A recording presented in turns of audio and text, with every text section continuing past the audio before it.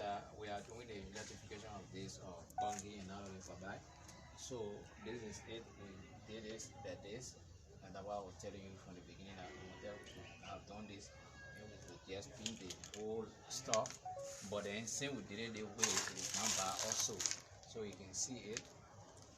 We tried by all means. What happened was that we had some shortage, but we decided to manage the one that we have in order to complete this thing. So I was coming yesterday,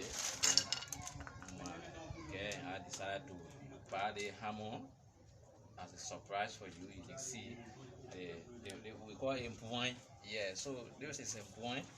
I just really try to map this place here to put it here so that one way or the other you can take it from here, you carry it in the kitchen, in the under the papa there, or you take it, you carry it in the palawa hut over there, or you carry it upstairs to the other place there. So this is how we did these things.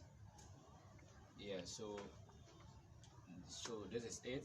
I just try to show you a small video of this hammer I bought. So this is it. It is a portable one, so you can see it. So how it's slow. All right. So normally when we were small, we used to always lay down inside. We shaking it. Yeah. So it's just looking like a seesaw. So this is it. Thank you. Thank you very much. Okay, let me take you.